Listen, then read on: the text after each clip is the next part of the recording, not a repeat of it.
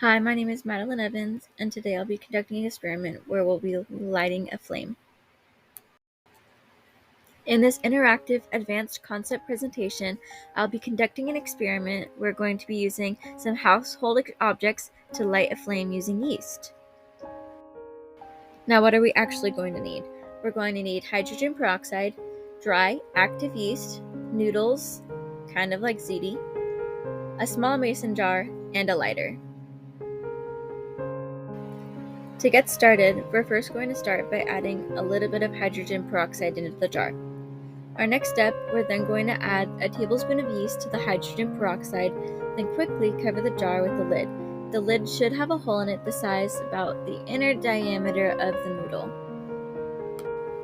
After the yeast and hydrogen peroxide have been mixed, place the noodle on the hole of the lid.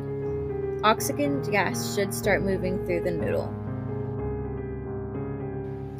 Now, using the lighter, carefully place the flame from the lighter on the noodle and not the gas. The noodle is going to be what lights the flame. The oxygen gas just helps. Now, watch as the flame starts to form. The oxygen gas will start to fade, so you'll only be able to enjoy the experiment for a few minutes. Let's see how it works.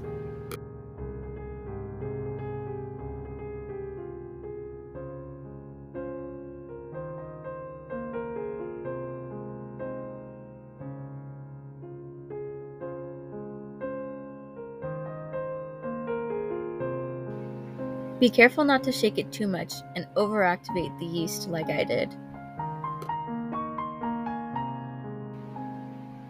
Now, let's try that again.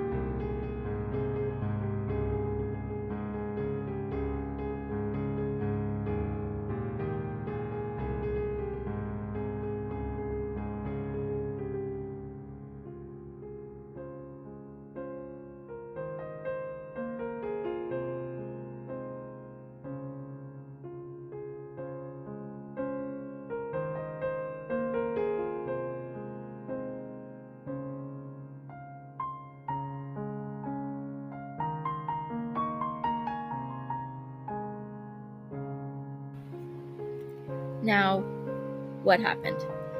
When yeast is mixed with hydrogen peroxide, it acts as a catalyst to the decomposition.